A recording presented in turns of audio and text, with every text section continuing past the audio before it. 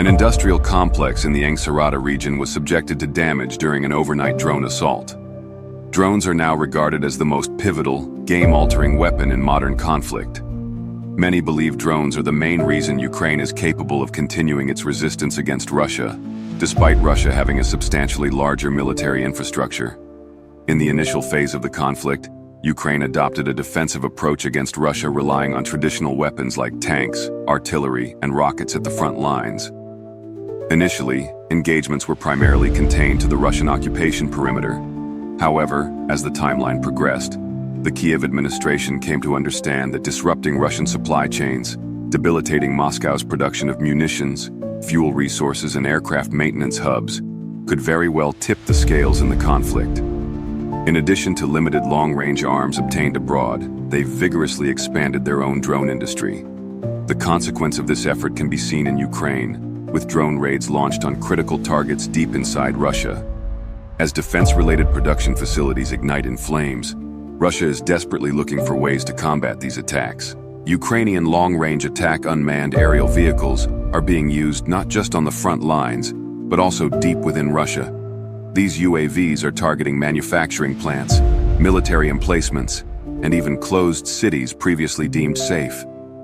Such attacks are plunging the Russian industry into a darkness. The recent string of explosions in Smolensk, Kazan, and Tatarstan demonstrates how unprepared the Kremlin is for these new developments. So exactly what are these game-changing Ukrainian drones, and how exactly are they targeting Russian industry? How can they carry out these deep incursions into Russia, and what long-term effect will these attacks have on the course of the war? We are going to examine this all step by step. We are going to look at what could be considered an escalation in the ongoing conflict between Russia and Ukraine in recent days. Numerous news outlets have reported unexpected fires and explosions within Russia. The Smolensk aviation complex, an important industrial location in Kazan, was severely damaged by a sequence of huge explosions. According to initial news, these sites are actually manufacturing facilities, responsible for producing or modernizing Russia's Su-25 fighter jets. Ukrainian sources have laid claim that domestic, long-range kamikaze drones, such as the Ch-5, were behind these attacks. These offensives damaged not just the industrial production lines, but also Russia's ability to produce aircraft. Why did these attacks yield such significant outcomes? The primary reason is that Smolensk and Kazan are unique industrial hubs governed by Moscow. They are situated between 600 and 700 kilometers away from the Ukrainian border. Some sources even claim the Ukrainian drones have a range capability of up to 1,500 kilometers. This obviously demonstrates Ukraine's significant offensive reach. The destruction of these facilities could disrupt Russia's manufacture of fighter jets and weapons. For instance, if the Su-25 modernization is disrupted, any new or updated aircraft headed to the front lines will undoubtedly be delayed. While the Kremlin maintains that Russia's deep territories are secure, drones can now target closed cities and industrial areas that have dense defenses. This has undermined President Putin's assurances regarding safety. So how rapidly did Ukraine manage to construct such an advanced drone force? Perhaps faster than ever before seen in the history of modern warfare. From drones that are small enough to fit into the palm of your hand, to drones that weigh more than 454 kilograms, Ukraine has developed a diverse fleet of remotely piloted aircraft in order to complicate and inhibit Russia's advances. The ever-evolving scope and increased usage of this technology developed in Kiev demonstrates the capability for drones to level the playing field in the Russia-Ukraine war. Furthermore, this shows the ability to greatly influence future conflicts. By leveraging this substantial drone fleet, Ukrainian armed forces were capable of targeting strategic locations such as St. Petersburg, Kursk, Bryansk, Belgorod, Voronezh, Crimea, and even the capital Moscow. Russia's air defense systems, which include the S-500 systems, S-400 Triumph, S-300, Pantsir-T, and other systems, could not completely thwart Ukrainian drone and missile strikes. In other words, Russia's air control systems have proven to be insufficient against Ukrainian aerial attacks. Ukraine has recently shown in a dramatic way that Russia is incapable of deterring these strikes by targeting Russia's most critical areas. Kiev's military strategy has demonstrated once again that the impossible can be achieved by plunging President Putin's country into a state of darkness. Ukrainian airstrikes were, as we all know, led by drones. Now, before we move on, let me remind you that the retention rate is very important for us. Please make sure to watch till the very end, as conclusions will be drawn at the close of our examination. Do not forget to subscribe to our channel and hit that like button for additional content. Now we will explore what the most recent attacks by the Ukrainian drone fleet on Russia have resulted in. We will examine how drones have changed the battle environment and how this shift has impacted the course of the war. Since the beginning of 2025, the Ukrainian armed forces have conducted many drone attacks. Ukrainian drones have caused flight restrictions at 3 Russian airports and also led to reports of an attack on a significant military aviation center. Recently, there have been major explosions at an aircraft factory in Smolensk, a number of oil deposits near Tula, and aviation facilities in Kazan. Furthermore, there has been damage in critical settlements said to be further to the east of Kazan. The Smolensk aviation plant is responsible for the modernization and maintenance of the Su-25 aircraft. The fires that broke out there reportedly could not be extinguished for multiple hours. Some sources indicate that 20 explosions were registered on the same day. It was the largest attack in the region since the beginning of the conflict. Some reports suggest the Kazan helicopter factory in Tatarstan and workshops for producing airframes might also have sustained substantial damage. The Russian government has attempted to conceal all details of these attacks. On the other hand, Russian civilian users have managed to record footage of the drones. Witnesses describe seeing drones emitting a blue light, followed by explosions. Kazan, the capital of Tatarstan, is situated more than 600 miles from the closest Ukrainian-controlled territory. The very fact that Ukrainian drones have traveled such a vast distance has certainly caused an uproar. Important evaluations on this subject have also come from the Ukrainian side. Andrei Kovalenko, the head of the Ukrainian Center for Countering Disinformation, which operates under the Ukrainian Security and Defense Council, stated that there were indeed explosions in Kazan and that military facilities were attacked by unidentified drones, sustaining damage in the process. Kovalenko also stated that the city is home to various important aviation enterprises that play a major role in the Russian military-industrial complex. This includes an aviation plant and a helicopter factory.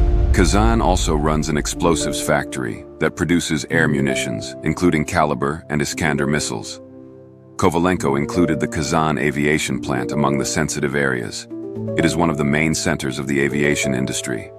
This very facility was sanctioned by the European Union after Russia's invasion of Ukraine in 2022. The European Union has repeatedly reported that the plant produces and repairs Tupolev Tu-160 strategic missile carriers, as well as Tupolev Tu-22 M3 long-range bombers. The European Union has maintained the assertion that the plant is also involved in producing parts that are used for the construction of Ilyushin Il-76 strategic air carriers. These statements and assessments have shed light on the reasons why Ukrainian forces were targeting Kazan. In other words, it is not just about distance for Ukraine. The strategic value of a location is equally important. The Ukrainian army could potentially strike at Russian military air bases, fighter jets, helicopters, bombers, and missile production facilities with ease. From a technological point of view, it is very curious how Ukraine is able to execute such attacks. Many analysts suggest that Ukraine is currently utilizing swarms of cost-effective yet artificial intelligence-powered drones. These are miniature aircraft that are equipped with GPS and other positioning systems. They are sometimes even programmed with autonomous flight abilities. These drones can achieve ranges from 600 to 700 kilometers, and sometimes upwards of 1,000 kilometers. The guidance algorithms that have been developed for these drones are specifically designed to circumvent Russian electronic warfare systems. Some have claimed that Ukraine is now employing new models, such as the Chakan V. Now we are going to examine the unmanned aerial vehicles that have facilitated these attacks. We will start with the D-80 Discovery and the E-300 Enterprise. These UAVs are used for carrying advanced equipment and weapons and can serve as a platform to defeat the enemy. The declared range of the E-300 model is 3,100 kilometers and is an incredible range. With the E-300, Ukrainian forces can reach all Russian military air bases, strategic facilities, and oil and gas storage areas. Dmytro Shim, the chief investor in the Aerodyne drone project, has suggested that the E-300 could be used in attacks such as those we are discussing. It should be noted that Aerodyne drone was originally an agricultural aircraft manufacturer that was not very popular in Ukraine or abroad. Time forced this company to switch to the military field. Currently, the company is now producing the D-80 Discovery and the E-300 Enterprise drones. The primary characteristics of these particular drones are their large payload capacity, which makes them well suited for carrying cargo, mounting sophisticated equipment, and also weapons. The payload capacity for the Discovery is 80 kilograms, and the Enterprise is 300 kilograms. These are second-class unmanned aerial vehicles. They were designed for reconnaissance, delivery of cargo to the front line, and as a platform for carrying sophisticated equipment and weapons. In addition to this, they can help with defeating the enemy. The price of these drones is said to be around $450,000 United States dollars. This is significantly more than the cost of two D-80 sets that have expensive cameras and communication systems. These drones also have three key qualities. The first is that these aircraft can remain airborne for up to 23 hours. The second is their capability of carrying a large range of heavy radio equipment for reconnaissance. It has been recently demonstrated how this aircraft can carry reconnaissance equipment that is not even available in the Ukrainian armed forces. The third quality is that the E-300 has more stability than any other type. Thanks to this feature, it is possible to achieve a 40-fold zoom on one of the mid-range cameras. For example, the Ukrainian army is frequently having to make urgent deliveries of scarce spare parts, but it takes a long time to get them over land. Experts state that the E-300 Enterprise is a platform that allows the installation of various equipment, including equipment that no one had ever considered installing on a UAV. Responding to questions about the number of drones produced, the chief investor of the Aerodyne drone project, Dmytro Shim, spoke about monthly production. He then emphasized that these drones were full-fledged aircraft and that they are tested to the standards of aviation. Dmytro Shim did not provide exact numbers. However, it is estimated that the Ukrainian army has a sufficient number of advanced drones of this type to strike Russia multiple times. On the other hand, it should not be forgotten that the Ukrainian military has a number of alternatives to the E-300. One of these alternatives is the Laika, which is a Ukrainian-made drone that has been in service since 2021. Laika's speed is 120 kilometers, and its flight time is 2.5 hours. In March, aerial surveillance from the 92nd Separate Mechanized Brigade uncovered a battery of Russian 220mm rocket launchers, deployed and ready to fire near the village of Novoivanova in Luhansk Oblast. Laika turned the artillery of the 40th Separate Artillery Brigade on the enemy, and in this instance, Laika recorded the destruction of Russian military equipment by a ram to kamikaze UAV. Another drone in the hands of the Ukrainians is the Shark. This is a Ukrainian reconnaissance drone that is used for surveillance and fire control. The first flight of the Shark took place in 2022. Its maximum speed is up to 150 kilometers. This UAV can fly for up to 4 hours. The initial footage of the Ukrainian UAV named Shark was released in January of 2023. It showed the UAV operating in the Donetsk region. Another type of drone is the DJI Mavic 3. This typical once-civilian quadcopter is the most popular model, owing to its versatility. Its flight time is 46 minutes, and its maximum altitude is 6 kilometers. This drone is equipped with high-quality optics that help the Ukrainian armed forces see Russian soldiers from above. For example, in March, the army of the 28th Separate Mechanized Brigade utilized the Mavic to track an invasion fortress. In February, the 93rd Brigade used the drone to record fire on Russian forces in the Bakhmut direction. In addition to reconnaissance work, the Mavic 3 is versatile. It can be equipped with a thermal imager or an explosive disposal system. Between January and June of 2024, the Mavic 3 was used on 6 separate occasions as a reconnaissance drone. There is also the Mavic 3T, a reconnaissance helicopter that has a thermal imager. Continuing on the theme of the Mavic's versatility, this particular drone has a thermal imager and can also conduct surveillance at night. UAVs for shooting are next on the list. Chief among these are kamikaze drones. These are drones with a built-in weapon system. They can remain airborne for extended periods of time, hovering over a target, and then attack on operator command. These drones can perform specific combat missions that are outlined by an algorithm. One drone of this type is the Switchblade 300. The Switchblade 300 is an American kamikaze drone with a top speed of 160 kilometers per hour. This drone flies for 50 minutes at a distance of 600 meters. The Ukrainian armed forces first made use of it in May of 2022, during the Russian-Ukrainian war. For example, in early June of this year, the Security Service of Ukraine published a video in which military counterintelligence officers destroyed a Russian Buk M1 anti-aircraft missile system and 3 T-72 tanks. This video had previously appeared in January of last year. The video shows how 3 kamikaze drones eliminated Russian forces in trenches. Also in February, operators of the 93rd Brigade used the drone to record fire on Russian forces in Bakhmut. Further, in that same month, operators of the 92nd Brigade used these drones to destroy a Russian ammunition depot. The Switchblade 300 drone was repeatedly used in these operations.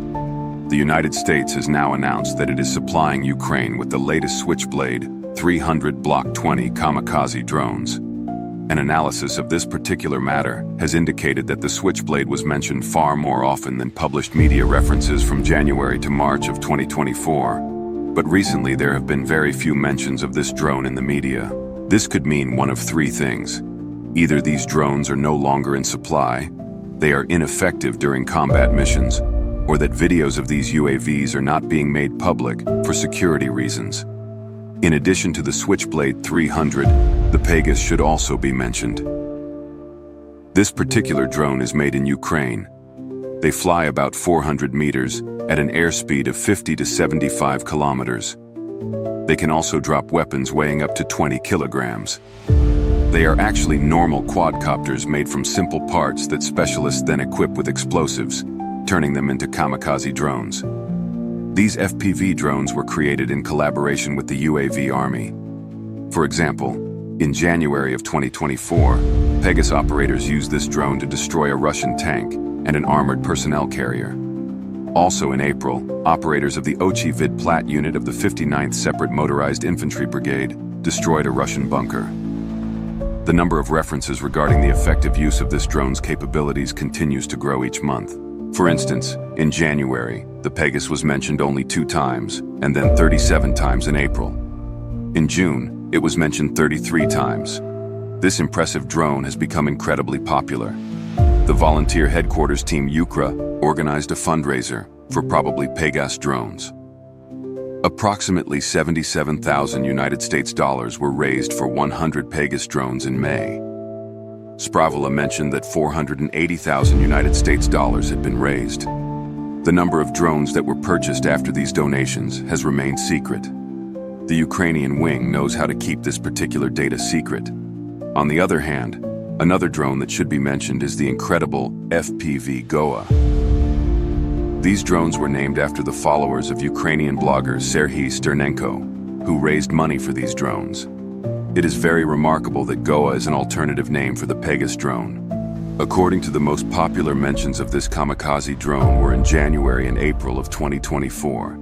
In May and June, there were no media mentions of the drone's operations.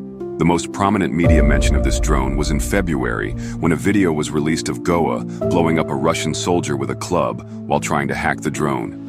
In the same month, a Goa drone attacked a Russian all-terrain vehicle, eliminating several Russian soldiers. This was the work of the K2 Battalion of the 54th Separate Mechanized Brigade. In addition to the Goa, a video from February revealed a Ukrainian Fox kamikaze drone. In this video, it was seen shooting down a Russian Grenadier air defense system in Shebekino, in the Belgorod region of Russia.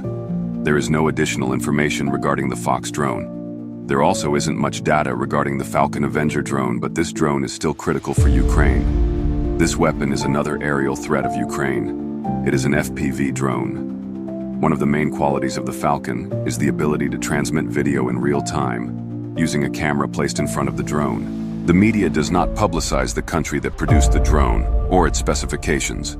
However, in June of 2024, a video emerged showing the destruction of a Russian picket line by this drone. There was also data indicating that in March, the fighters of the STNA unit destroyed the Russian Murom-Dasum visual surveillance complex, which was at that time located on the territory of the entire Kakhovka hydroelectric power station. Murom was monitoring the movement of the Ukrainian army around the clock, but Falcon allegedly destroyed this system. It is noteworthy that during the analysis period, in January, the Falcon Avenger UAV appeared in the public domain only once, while in June it appeared 4 times.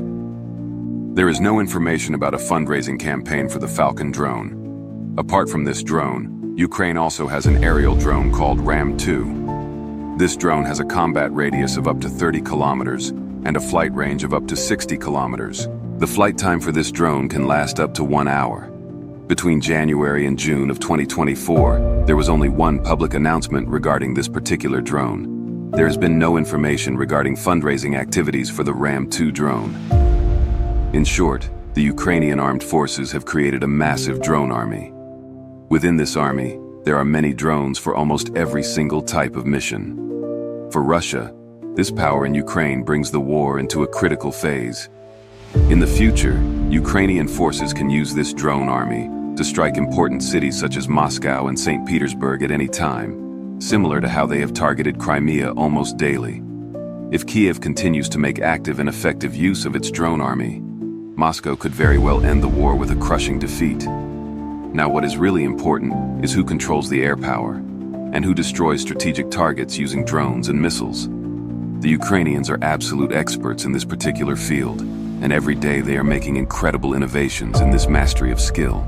Most recently, the Ukrainian President Vladimir Zelensky stated that his country was very serious about producing 1 million drones. If President Zelensky's production promise is achieved, and the West contributes to the drone and missile inventory of the Ukrainian army with military support packages, it will be very difficult for Russia to stand against this country. Thanks for checking in on our channel. It should be noted that there have been multiple occurrences in the world, and we are going to examine them today. And as always, don't forget to subscribe to our channel, like the video. It's very important for the growth of our channel. Also, be sure to write a comment where you are watching from. We always want to know where our audience is at.